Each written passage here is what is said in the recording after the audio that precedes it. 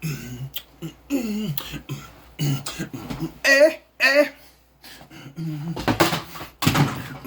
eh, eh. I'm gon' get that get it. All right. Welcome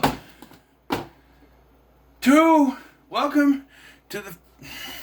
If I can get just a little. I don't want to get the window in the thing though. And I'm not in the. Hold up. I had it. Scoot it back. Wait a minute.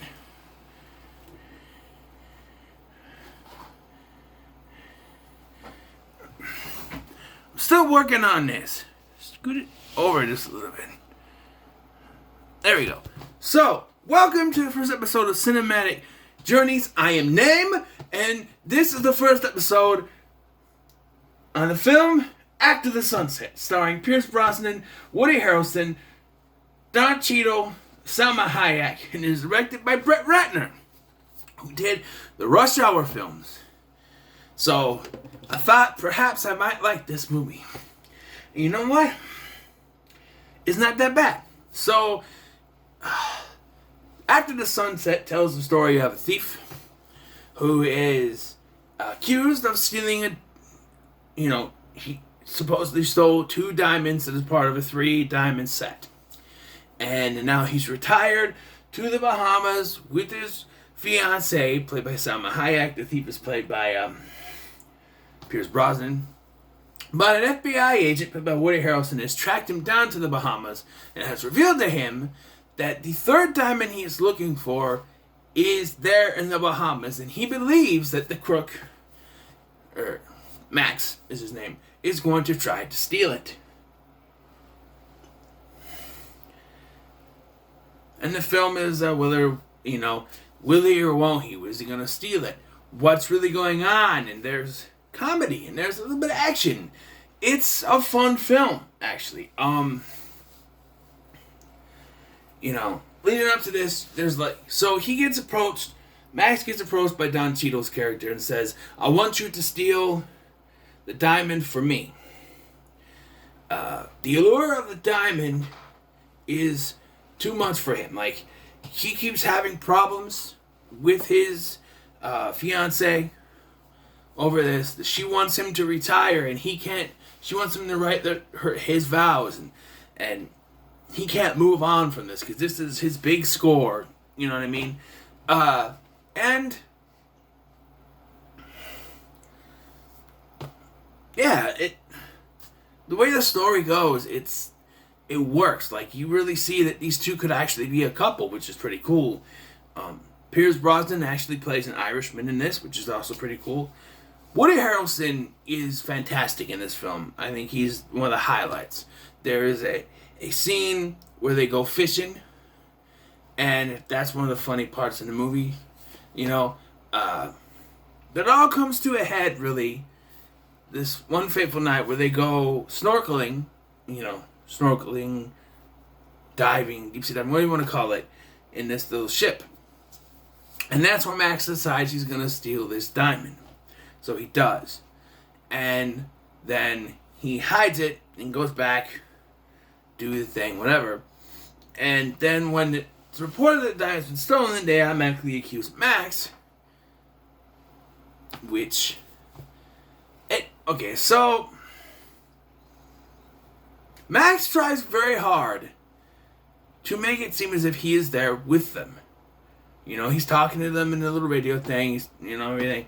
But then, as soon as it goes missing, they blame him, even though he's supposed to be there with them. And he made it look so flawless that he wasn't there. Like, there's some times where they can't find him, but then they do, and then he's there, and then they still don't believe that he was there. They still believe it was him who did it, which he did, but there's a scene in which Max goes to Don Cheadle and he tells him how to do it so that he can steal it for himself. And that was I like how that was just a ruse, a distraction, so that he could actually steal it himself. Like they said, you tell him to cut the red wire, and that cut the jacuzzis or whatever, and then he actually got in there and took it. And yeah, it's Brett Ratner, so there's good comedy, you know, and certain stuff. It's got that Rush Hour vibe, really, to this film, and that works. You know, it's really hard for me to talk about a film I've never seen before, and it's the first time I watched it this day. So I did watch it, and you know, so it's really weird. Because usually, if I've seen it before, I can come up with an idea, or even if I go to a theater, I can think of something. But it's kind of hard. Let's get to the twist. So the twist. So they go to the beach at the end, and he's retired. He's done. And Woody Harrelson shows up with a nice new watch, and he says he orders 2 drinks, 2 of the same drink. I don't remember what it's called, a Ramona or Ramora, something like that. And which is a drink he ordered and got drunk off of a couple nights earlier. And so when he goes to drink it, Max drinks it. He asks what's in it, and he finds out there's no alcohol in it. But that's the drink that Woody Harrelson got drunk off of, right? No. He's been playing Max from the start. So, because as it turns out, we find out earlier in the film, because he's been working with this other police officer, this lady here. And we find out about halfway through filming a little bit more, that in a scene that doesn't really work, so Max has a fight with Salma Hayek and she kicks him out. So he ends up going to Stan's room, that's Woody Harrelson, his room, and they have to share the bed. And when the cops show up, for this scene, they're like basically spooning in the bed. That was a little too much,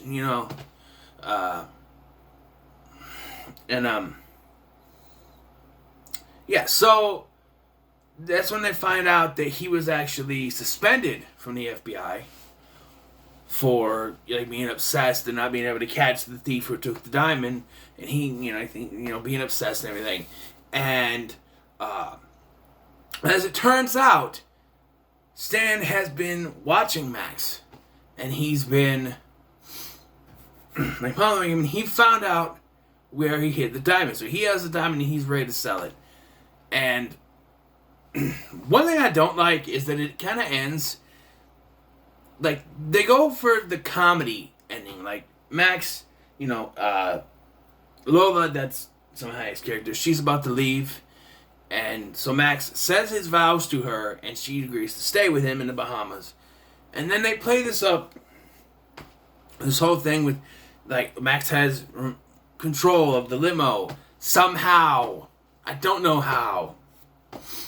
But it's also played like you still gotta get away with it. I feel like maybe, the whole thing, have the cops show up, right? And have it be, oh, you were the one, Max spins it around. Maybe he planted the other 2 diamonds on him. And so that he is arrested for... That's what I thought was going to happen. I thought the cops were going to show up and they're going to find the other 2 diamonds in one of his bags that Max put in there so that they would think he was the thief all along. It would have been a fun idea, but they went for the comedy angle. It was fine. It was fine. But there's no for me. Overall, this film was fun to watch. I laughed quite a few times. 5 or 6 times. It was fun. So, let me give it a 7. It's a 7. It's not in a high tier, but I'll give it a 7. It was fun to watch, So what are your thoughts on After the Sunset? Let me know in the comments below. Make sure you like, share, and subscribe as we go on this cinematic journey together. Thank you for watching. I'll see you in the next one.